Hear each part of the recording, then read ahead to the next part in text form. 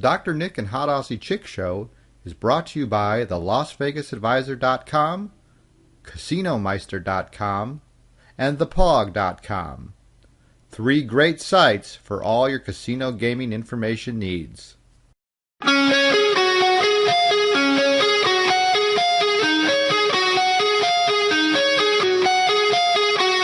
This is the Dr. Nic and Hot Aussie Chick show, where we talk everything casinos and help you get the advantage.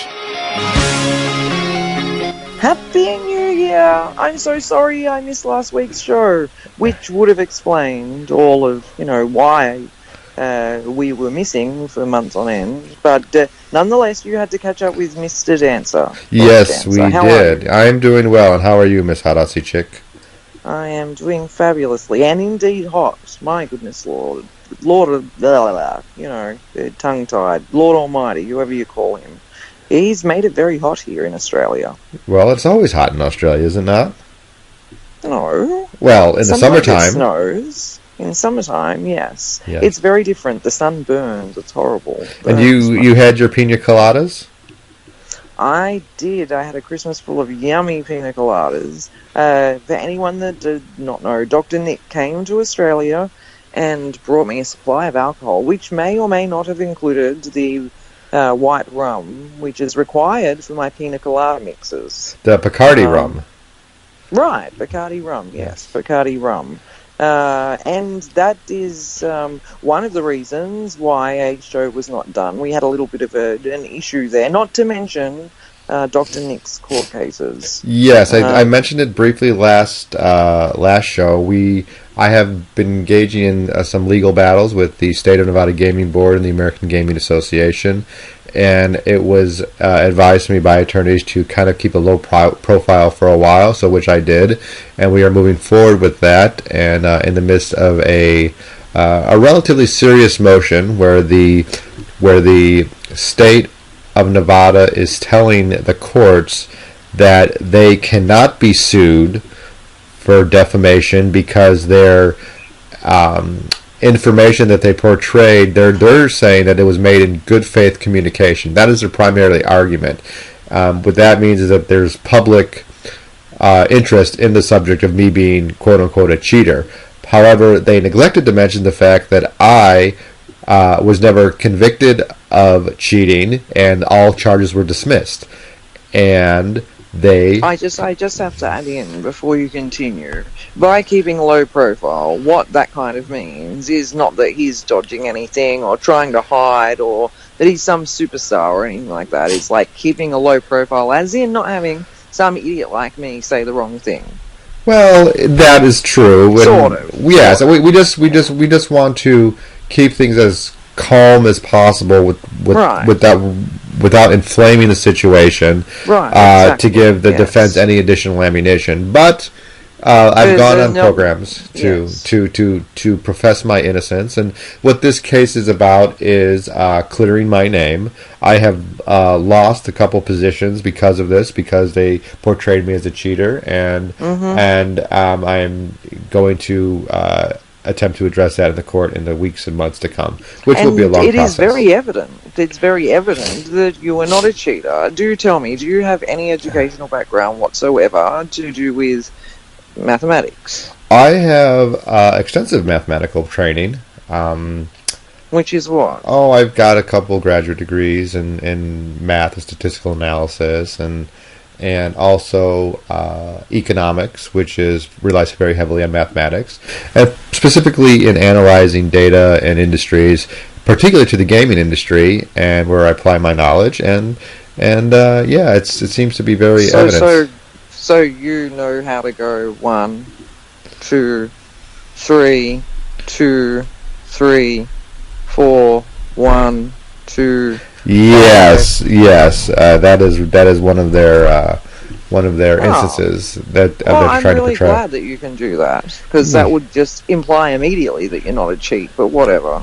Yeah, who knows? But more importantly, I've got expert testimony from a couple of individuals who've actually worked for other gaming boards of other states, certified affidavits saying there is no way on God's green earth that Dr. Cologne was able to do what they're saying, or there's this quote-unquote device that they said can be used for cheating, is just impossible to do. So that's working for us as well. Well, not just impossible. Why would you? That was my point. Well, Sound exactly. like a pretty smart man to me. Exactly. Saying. It's just I think you can count. What happens is in the gaming industry, it's the classic problem of angels and demons, and that's a math problem, by the way. And if you've ever seen these, you see these like black and white pictures where you see whether it's an old woman or a young woman. Have you seen those?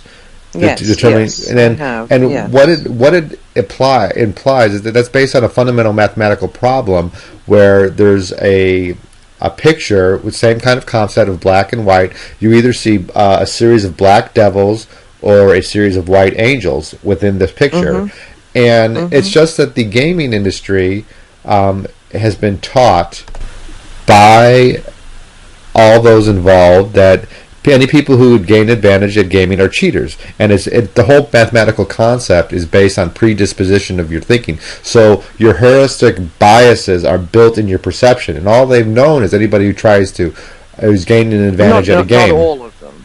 Not all of them. Some do acknowledge and they do express advantage play. But the fundamental concept and the Right. theorem that is handed down from the higher ups in the gaming board are that all people who try to gain an advantage at casinos are cheaters, and that's or just rather cheating them out of money, right? Yeah, is that a better way to say it? Cheating I would them say out of money, yes. They must be stopped. Well, because and there's also a conflict of interest because the state agencies like the gaming board gain their money from taxes that are paid for by the casinos. So there's a financial interest involved there as well, Right. in my opinion. So there is their initial biases are based on anybody who tries to gain money from a casino is bad, and rather than being really, really smart. That's what it is. And anybody who does that must be trying to cheat the system and is a criminal by definition. Now, of course, I have lots of attorneys who say that's not the case, and we are working diligently. Mr. Nersessian, Bob Nersessian, who is my attorney on this particular case, also is making that argument for me. So we made the arguments, the oral arguments to the judge on December 21st, where they filed what we call an anti-SLAPP motion, which is strategic law against public practice. Well, we can't get in trouble. We can't get in trouble for this. No, we're I'm slurring my words today. We're just defining terms. Anti-SLAPP legislation basically means that the government can't be sued, and then they list a certain number of reasons. Now, we're arguing that they can be sued. The judge, who is the chief judge, Linda Marie Bell, who is the chief judge of the district court, seems to be a relatively smart lady, and she is taking all the information in and evaluating it as we speak, and we should have a decision shortly, and we're just waiting on that. Okay, so there were other things that prevented us from doing the show, and other, well, I would say they are illegal, but maybe they're not. That happened to you. Well, not really in my presence, but kind of in my presence while you were in Australia. Yes. I believe you've been in contact with the Tournament Directors Association as well as a lawyer over something else. Yes. I don't believe, I know. Yes. Any in the know. Yes, any person who gambles, who engages in games of chance, and an advantage play for that matter, tries to they try to maximize their profitability, and they know that they're even when they're playing perfect, they are playing at such a small margin that when something nefarious happens and they're cheated out of money, or I think I was cheated out of money, that it affects their bottom line. I was playing in the tournament that was run by tournament director Mel Judah, Natalie, and John Sagan, I believe. Is that how you pronounce her last name? Right. Yes, I believe it is. And they run a series of the APPC. Yes, they run a series of tournaments in Sydney. They're a pub poker club, I guess, and they run them. And there was a series of tournaments, or a series of events in a tournament, the APPC Championship. And I entered a few events. I satellited into the main event, and one of the events that I entered was for a $6,000 guarantee Numia or Vietnam or Aussie Millions package. No, that's not right. Yes. Not one package. No, well, it was two packages. It's $6,000 guarantee. Yes, it was a $6,000 guarantee of two packages for $3,000 each. That was the prize. That's what it was advertised on for months. That was the ticket that was sold to me, and there was a tremendous overlay in the tournament. And I reported that. Yes, you were reporting it before I went vomiting my guts up. Yes, you reported it, and what happened was apparently they didn't have enough people. The whole thing was just a giant, terrible run tournament from start to finish. Even from the dates that were selected, there were other events going on in town, and it was just there were very big events that weekend. Yes, Star City events and 50,000 guarantee here or there. I forget them all, but yes, multiple events. Yeah, so it was just very poorly done. So I entered the tournament with the expectation that was on the ticket that said a $6,000 guarantee. I played extremely well. I finished second in the tournament, and when I was at the final table, I was informed that they were only giving one package away. And I was like, well, there's a $6,000 guarantee, so, I mean, you have to pay that. No, we don't. We told everybody before it started. They may or may not have. I never heard anything, and other people around I didn't hear anything. Yes. I have to say, I have to stand here and I have to say, and I'm sorry if it offends anyone that I may or may not have been friends with in the past or are now, but I swear to God Almighty, here I go again, God's in my words today, I didn't hear anything about it, and I was reporting the event. Right, so I, the reporter, in fact, reported about the huge overlay and was yelling across the room to the tournament director saying, do I write it, do I write it? And he replied, yes. Yes. Excuse me, I just opened up a can of soda here. Now, I was a little confused from the advertisement about one thing. I didn't... all I had was the payout structures of all tournaments, except for the cash-out poker one, which was cancelled because they didn't want it to go into overlay. And the Monster Stack also cancelled. Right, so anyhow, I had the payout table. Yeah. Now, I was a little confused because I thought it must have been one package and cash. Right. So I reported one package plus a cash overlay. I'm not sure whether Mel Judah did or did not hear me yelling that across to him. So I write, the tournament and a cash overlay, huge overlay. Yes, write about the huge overlay, you'll get more people here. So there was confusion about that, but there was not confusion to me, ever. Ever until you told me. Right, well the point was... it was $6,000 Yeah, well the point... Well, it was always says $6,000 guarantee, and how they decided to pay that is up to them. But the point was, a ticket was sold that said a $6K guarantee on it, and they negated that. Now, in reality, they should. Not to mention all of the people that travelled a very long way. You came from the USA. You could have played at any tournament. I did. I was there. I did. What about people that travelled from my neck of the woods or Melbourne or to play a 6K guarantee, not 3, or other events that got cancelled. And I suppose the point is... Well, the point is... guarantees don't have to be guaranteed, and people get away with it. Yes, and I contacted Linda Johnson, who's the director of the Tournament Directors Association. And she says, unfortunately, these things happen all the time. Lady. Yes, the First Lady of Poker, Linda Johnson. And apparently, these things happen. And all the time. Yes. I'm shocked. Yes. So what we want to do... I'm just online. I've got to cut in and say a couple of things.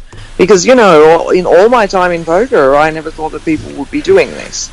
I'm used to online. If there's not enough players, the tournament just cancels out. We all know that. You get a refund and on to the next tournament. I've come across many people who have had massive overlays in their guarantee, almost sent themselves bankrupt and still paid them out. Right. I personally have never come across a guarantee that has not been paid out, and I assumed that because people had been telling me that if since this incident, that if guarantees aren't paid out, it's because of, small writing, subject to a number of players. But I know that wasn't the case. There's no small writing not in this particular case. Because I did the small writing, and I had many arguments about the small writing that was only for one tournament. Guarantee is only met if 50 players. Right, and entered into the tournament. And that was for the 60,000. Yeah, the high roller event, and it was such a poorly done tournament. I believe the high roller event only had something like 9 players, maybe 8 or 7, but it was just not many. That's how the point is they didn't have 50 players, and due to the writing for that one particular tournament, they did not have to guarantee it, but that writing didn't apply to the 6K guarantee. So if you're going to play specifically, if you're going to play around the Sydney, Australia, be wary of Mel Judah, Natalie Saigon, and John he's Saigon. Not normally there. Well, Crocodile Entertainment. He was the tournament director, and I held him, and Bankstown as well. Bankstown Sports Club. Yes, which they were ignorant about your complaints. They ignored me altogether, so they have no respect for their players or no moral conscience when it comes to paying people out or anything that they have. Patrons, they're patrons. Yeah, so be wary of anyone who or any one of those people. Crocodile Entertainment, APPC. Let's just not. Well, I can only speak to them, Danielle, because that happened to me. That's the only person I know for sure that it happened to was to me by them. I know. No, I know that. What I'm saying is I want players to be wary of entering guarantees with small operators everywhere. Yes. I don't want this to happen to other people. It is our moral objective to ensure that players aren't hurt or ripped off. As you were talking, there's that small margin, and someone doesn't want to spend a whole ton of money to travel to an event to get ripped off. Absolutely. And Mel Judah does a series of events that he does in which I'm not going to now. Well, this is what else happened. When I mentioned to this, I worked for Mr. Mel Judah in the past, as did you, on the on another tournament in New Caledonia, the NCPO, which we did a show from last year.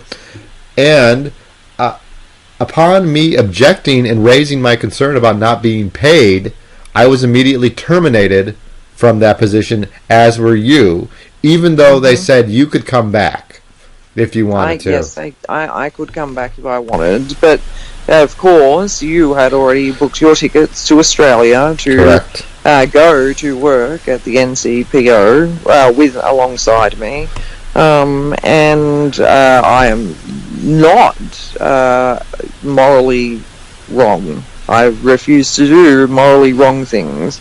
I would not leave you stranded in Australia, and furthermore, I do not want my name associated with someone that does not pay out guaranteed tournaments. Exactly, and it's.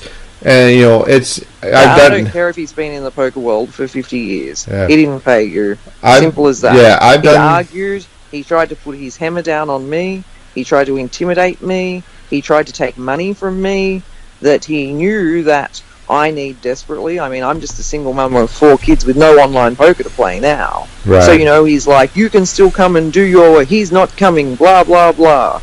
That is not cool. Well, that is not cool. That was very, very lack of class by him, I would say. And I'm out of pocket, of course. He refused to speak to me about it.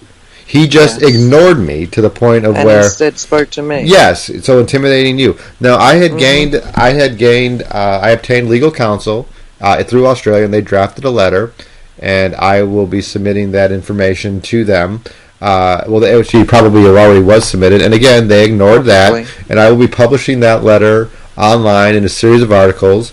And if you agree or disagree with what they've done, please leave a comment below and go email Crocodile Entertainment or the APPC or the New Caledonia. All these contact information. All these contact information will be listed in the article that I will be writing about. So contact them and let them know what you think of their policy of not paying out, even though when they have a guarantee.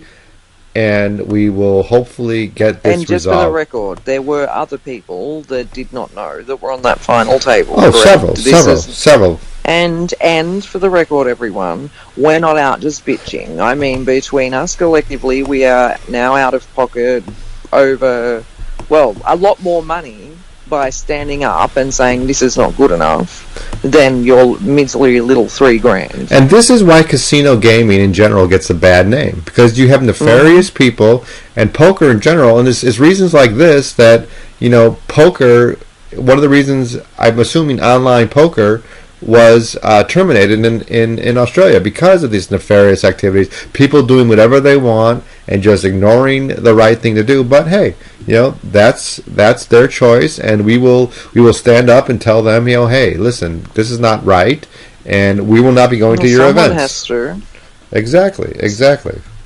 And so I have been talking, and not that I'm saying any of those people are sociopaths, but I've been typing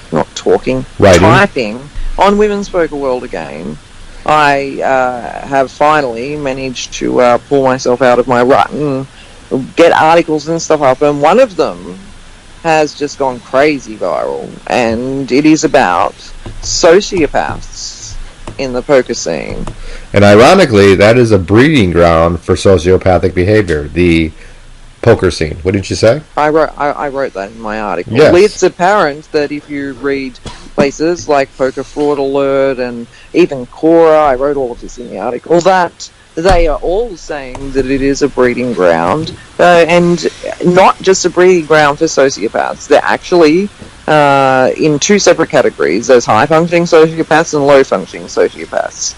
So yes, I have continued my psychological studies, Dr. Nic. At home though, not at school, as I should have. And we did have some contact with a PhD psychologist who will remain nameless at this point, who reviewed your article and said it was pretty accurate.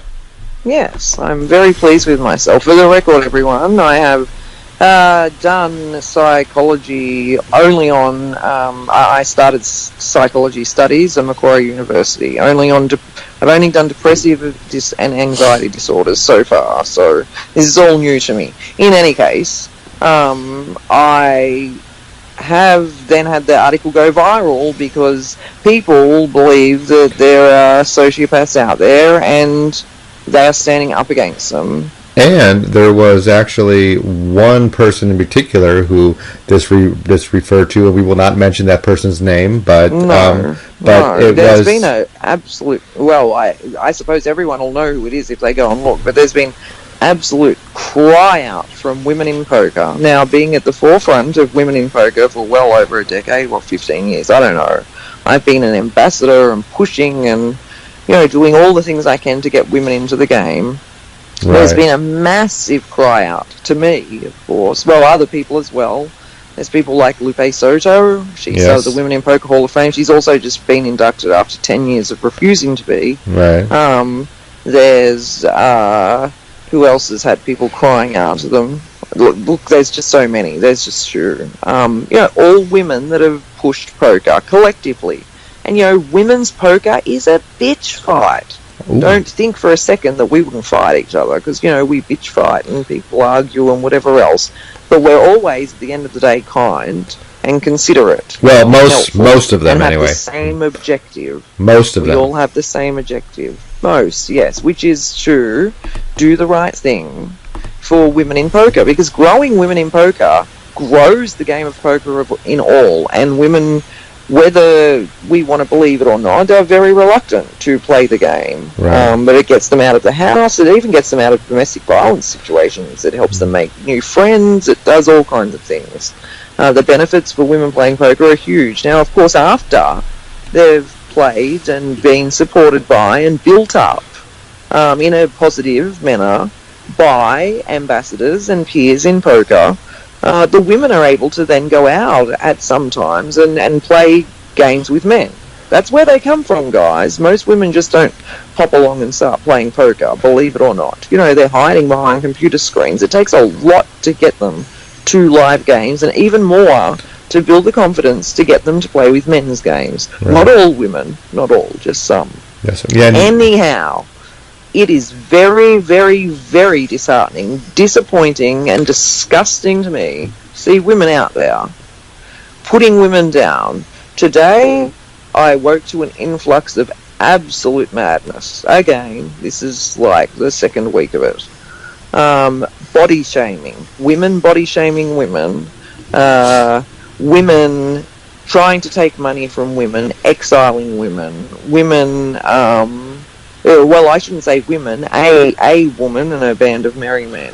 Again, everyone will work out who it is. I'm just scared of legal implications. I don't know how your laws work over there in Europe or, wherever. The point being that, you people are so crazy. Sorry for saying the word you people. You Americans, you Yankees. Yes. Anyhow, the point that I'm getting at is this has just got to stop. Right, and it's just got to stop. This is so bad for poker. I think this another reason poker's banned. In my opinion, online, from what I've seen, there was, in this particular case, this person that we know about, that they were using to advance their own personal finances and agenda under the guise of promoting women in poker. So they were putting their efforts towards building themselves up and financially benefiting from women in poker when really Go ahead. And using a whole lot of women working freely for them, because these women are all banding together thinking, yay, we're part of something, yay, women in poker are moving forward, yay, we have friends. So we're going to do whatever work's necessary to help you. That's the worst part about it. And it turns out that was not the case. Now, there was a tournament that this organization put on that they were satelliting into bigger events, and the satellites, in the fine print, it said if you won the satellite and you went into the bigger event and then you cashed in the bigger event, then 50% of your winnings would go to the organization. Mm-hmm. That's there are things such as staking satellites, but that's like kind of to the extreme. Right. But like you pay, there's a 10-seat sit and go. This is an example I would use, where the prize is $1,000. So we're not talking 10,000. We're talking 1,000. And 10 players, let's just say as an example, pay $100 each. So that means it's covered. The satellite into the $1,000 event is covered. 10 times 100 is 1,000. You following me here, people? However, even if you pay full entry, and the satellite's covered, they still expecting money. I mean, it's up to the individual to play, and the problem is, people are saying, if you're that stupid, don't, you deserve it. Well, no, we go back to the getting women into the game of poker thing. That's not a good way for women to get into poker. Right, and what it is just make sure you read the fine print in any event, because whether it's what happened in my situation where the guarantee is a guarantee, or whether they say it's subject to a certain amount of players, or whether they say, well, if you satellite into a bigger event, then we get some of that money that you win in that bigger event. Just make sure you understand what's going on before you get involved and you make that financial and time commitment. Because, the worst part about it is when you get to the end and you're not getting what you expected, it's a kick in the stomach. Well, let's just imagine this. Let's just imagine that the staking event that someone is entering is into the World Series of Poker main event, okay? That's $10,500 buy-in. Let's say they played a $1,000, okay, so this is the extreme example. Not really, actually. It's not really an extreme example. Let's say they paid $1,000 into a satellite, or even $500. And at the end of the satellite, they win their ticket into the main event, and they win the main event. Well, they have to give 50% of their winnings due to this to the other players, right? Or the organization who put on the satellite. Right, so the organisation and its patrons, maybe? I don't know how it works, that put on the satellite. The point is, 50% of their earnings are gone because they did not read the fine print and they did not understand. Do you know what makes it worse? Now you have to take away the tax. Mm-hmm. What are you left with? You're left with what it costs to buy into the seat? $100,000? No. A chip in a chair. $100,000 maybe. Yeah. $1 million out of 8? How much? Well, it's still a good payday, but it's a long way from what you expected, was what we're saying. Exactly, to say the least. So right. In fact, and in most cases, the people that start these organizations, that run these staking tournaments and put it on, they're usually by one person. So basically, they're selling a seat into a tournament, and basically for them, it's a free lottery ticket because their charge is covered, and if they win, great, and if they lose, they've lost nothing. Yes. In fact, they've got a horse in a tournament which they may gain money from. Right, with no. Anyhow. So I suppose it's up to the individual to enter, but people need to be made aware of that. It's another shady thing that's come to attention. Right, and anybody who is promoting things but has a financial interest, you always got to be wary of, and just make sure that you know what you're getting into before you sign the dotted line. Correct? Correct. The other thing is, when it comes to women's poker, women in poker who have integrity all respect and all support each other, no matter what. You can play in any tournament you want to. You can be in any group you want to be in. You can be part of any association that you want to be in. Ladies out there, or gents, if you have women that play poker, if they are being forced to choose only one sector of women's poker, or such as, no, you can't go and play in that event, don't go and play in that, or I'll kick you out of my group. Or in your case, don't interview that person because, we don't want you to, and you're not doing enough for us, for free. Right. Which happened to you in the past. Right, yes, I should have spoken up a very long time ago about certain types of groups and things like that. Let me tell you that I was an ambassador for Poker League of Nations. I can say this because it's the truth. And Poker League of Nations withdrew my ambassadorship because they believed that I was biased and not giving enough attention to them. They believed that although I was in the media and they understand I ought to remain impartial, that I was not remaining impartial because I was not giving enough attention to them. How does that make sense? For free. So they wanted you to forego your paid work and give them free advertising for free. Or use my paid work to freely advertise them, which would make me look like a moral piece of shit.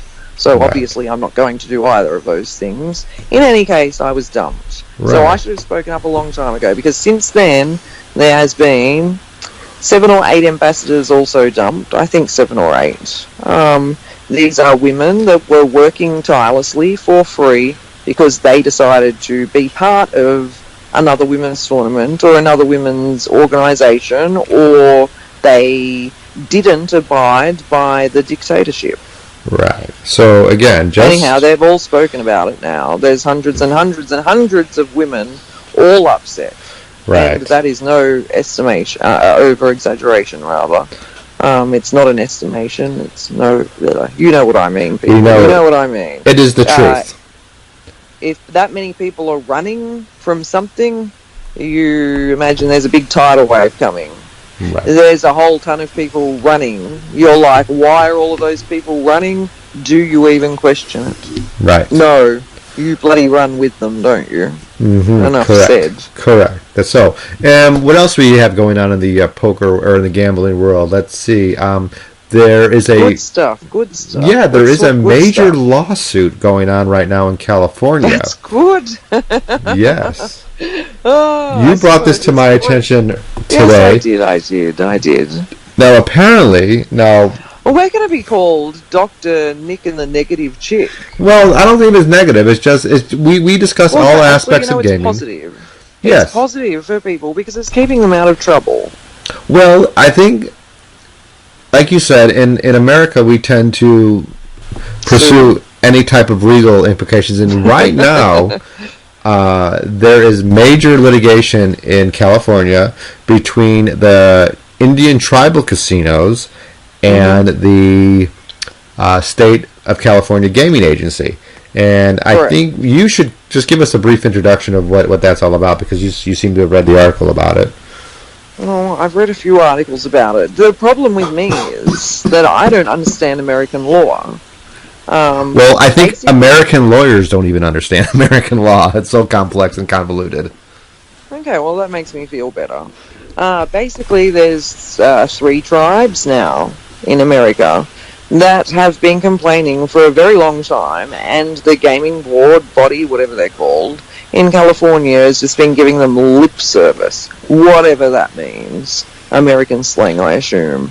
I believe you told me when I told you that. It's like, it means basically, don't worry about it, it's okay. Right, so what they're complaining about are multiple things, and to my understanding, they are playing house-banked games over 84 or 86 casinos throughout California, which is against the rules and against the law, the gaming law. And they're complaining about prop players who are giving half of their winnings to the house. And they're also complaining about bastardizations of games. Blackjack, as an example, 21st Century 21 Blackjack and Blackjack 10.5. And they're saying that it's all against the law, the gaming law of California, and they're suing them. Right. So they're saying they've had enough. They're suing them. They've combined together and they've said. And that's a lot at stake. That's a lot of money at stake. Well, how it goes in California is you can play like a blackjack game or a roulette game or something like that, but you essentially have to pay an ante for every hand of blackjack you play or every hand of roulette or poker or whatever it is that you play. So you're not, and it's essentially an even money game. The house really has an inherent advantage, but it's like player versus player rather than a player versus the house. But in some instances, what this is about is that the house is acting as another player. So they're challenging that notion because there's a series of card rooms in California, and California is made up of a bunch of Indian tribes. Has a lot of Indian casinos in California. So that is where they're going for right now. So it's going to be a very interesting lawsuit to see how it all comes out. And they're angry for players too, though. They're saying that it is unconstitutional or something like that. Well, it's a 10 equal to 10.5 because a regular folk like me are walking on in and their 10s are worth 10.5 in this game, and that it is not fair and it is against the law. Right. Well, again, the Indian tribes have traditional rules because they're sovereign territory, they're sovereign land, and it's a competition issue, is what it is. They're not accurately describing how the game is played, and their idea is if players knew how they were being played, then they would forego going to those local card rooms and go and play at the Indian casinos for more business. From what I've read, the Indian casinos are claiming that it is in the California Gambling Act, whatever that is called. I forget the name of it. I forget most of the legal terminology. That they're not allowed to do any of these things. That it's written in the law that they cannot do this and they cannot do that, and that the gaming board is just ignoring it. That's very possible. I'm not entirely sure how it is. I'm not either. Obviously. Now again, thankfully in a couple weeks we're going to have Bob Loeb and Bob Nersessian on at the same time. The two Bobs, probably the two most knowledgeable people.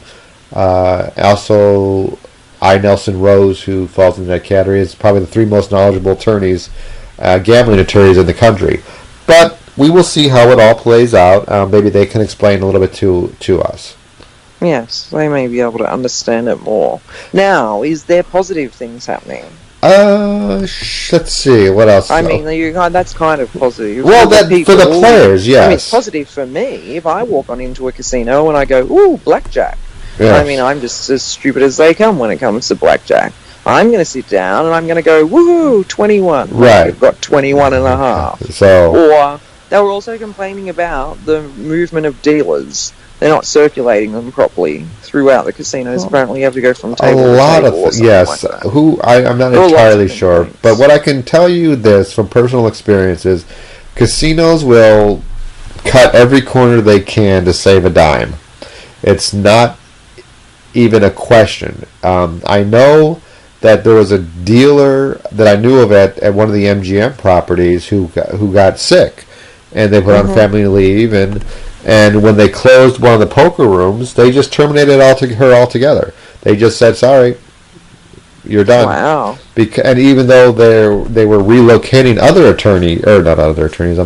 other dealers, legal things on our minds at this time.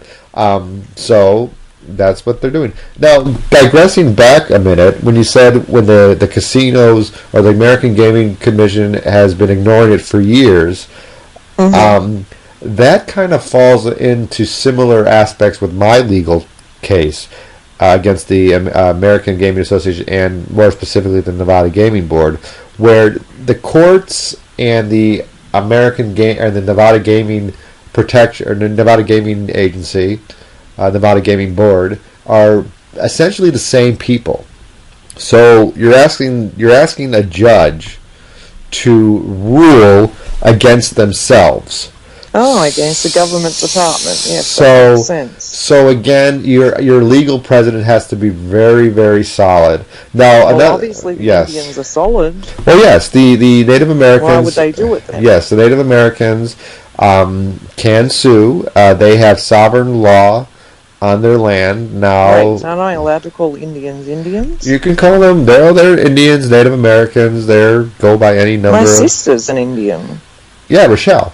I've met her. Her father was an American Indian. Yes, correct. Maybe an American Indian. That would be the best term. But so to use. I call her an Indian. Well, sorry everyone. I'm not being racist or biased or anything. Clearly, because I'm an Aboriginal. My sister's an Indian. Aboriginal. Yes, and you have your Aboriginal card to prove it now too, don't you? Yes. My sister may be the only Native American cross Native Australian in the world. Yeah, that's quite a title. Possible, do you think? Maybe, who knows? But now that we're talking about your family, I think you should be very proud of something recently, because your youngest son had quite an accomplishment recently. Yes, he did actually. We've missed out talking about a lot of stuff, and great stuff, bad stuff as well. Bad stuff, but yes, I emailed a whole ton of people. I was so excited. My son received not one scholarship, not two scholarships, but 3 scholarship offers. I mean, that's just crazy, right? Right. And he's a smart guy. And off to university he yes, goes. he is. He's on his way to university to study some type of, I don't know. He's studying. Oh my gosh, it's such a Aboriginal or something. No. He wants to. I know he wants to. Science and tourism, recreational, outdoor education. And because he wants to utilize his ability to get a government job, because he can go on a lot of the native Aboriginal territory because he is Aboriginal. Right, and he can protect our caves with our Dreamtime Aboriginal paintings, and he can protect our Ayers Rock. Yes, Ayers Rock. He can also teach school children and continue on all of the outdoor information about Aboriginals. Yeah, Ayers Rock is this giant place, this giant rock in Australia, and I read something that if you take a piece of this rock away from it, and you are not a native Aboriginal, then you will suffer a series of bad luck. And there's actually been the instances where the Australian Post Office gets, hundreds and hundreds of packages with rocks in them to be put back because they've had bad luck. What if you are? Do you know what happens if you are Aboriginal and you take a piece of rock? I don't know. Is that good luck? I'm assuming that it's because your land, you can definitely use a little bit of luck, yes. Yeah, so I'm not entirely sure. There are positive things in poker. All this horrible talk about women's poker. I just wanted to say, ladies, there are some positives out there. The Women in Poker Hall of Fame, of course, is on every year. Right. The Women's Poker Association is now 100% free to join, Right.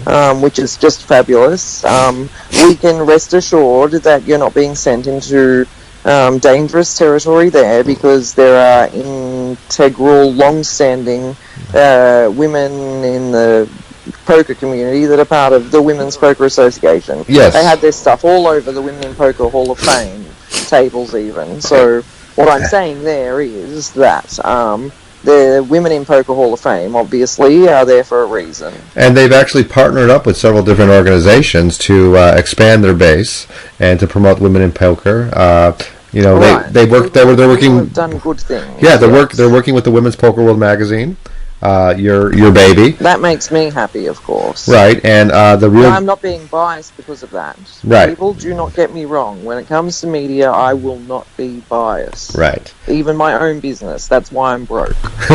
And they've also partnered up with the Real Grinders Lounge, who are promoting women in poker as well. So a shout out to Raymond Davis and the Real Grinders Poker Lounge. Have a look at their site. They have some great things going on there as well. But a lot of he actually posted today in the Women's Poker Association that he has their back the whole way. Right. So I assume there's a huge, big problem that is happening. People saying awful things about them. They're not true people. Well, people in the Women's Poker Association go back so far. Let me tell you, so far that they've got photos playing with Stuunga, some of them. Yes, and these newcomers who just come out of the woodwork in a year or two, they try to take over everything, and they obviously get a very rude awakening to what's going on. I got to stop saying that. That's a positive thing anyway. We're going negative again. So the Women's Poker Association, ladies, that is a positive thing. Yes. Get on in there. Also positive, the World Series of Poker has introduced a new tournament, which is a mini mega main. A mini mega main. I've used the wrong words. It's a mini main event. Okay. So right before the main event, you have the exact same structure of the main event. Okay. The World Series of Poker, but you only pay $1,000 entry. Oh, that's not too bad. And what's the prize limit Well, that's there? good for someone like me. Yeah. I can afford $10,500 buy-in. Is it a bracelet event or is it a non-bracelet event? Oh, beautiful. Yes, no, they've got a few new events. So anyway, all of those schedules are coming out. So that's really good.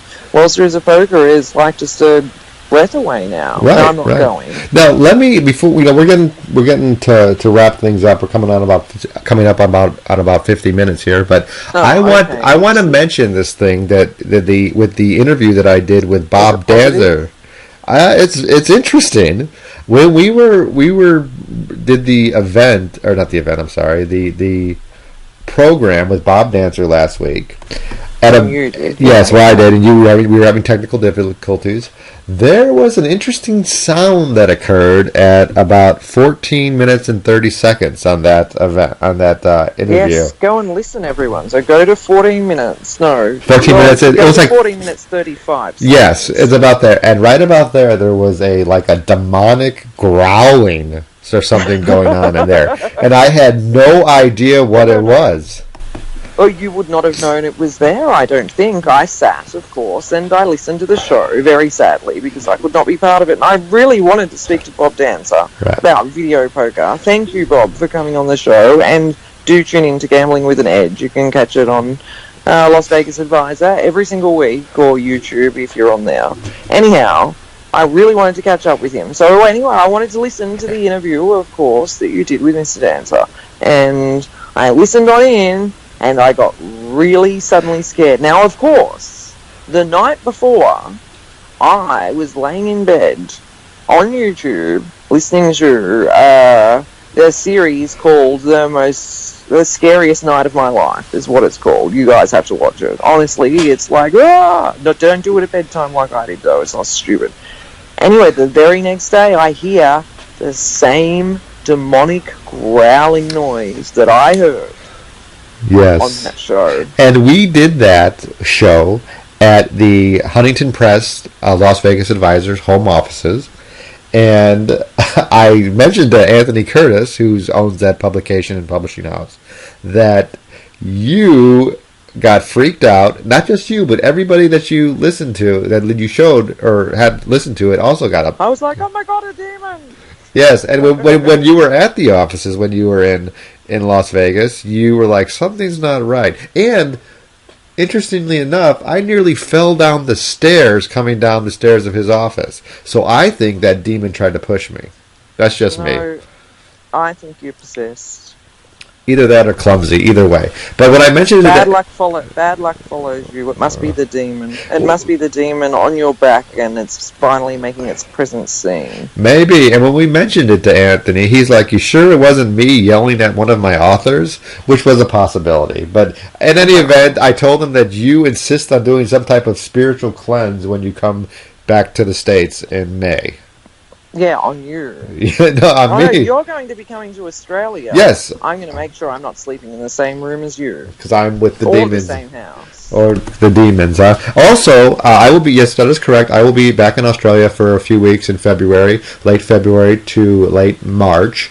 And the last thing that we got to mention is the Blackjack Ball is coming up February of this year. So we will be reporting on that and let you know how it all goes and who gets inducted into the Hall of Fame this year and also what kind of interesting things happen. But in any event, we will talk to everybody soon. This is Dr. Nic and the Hot Aussie Chick, of course. Yes. Very hot Aussie Chick. Very, very, very hot. Yes. 47 degrees Celsius shooting now. And we will definitely be back next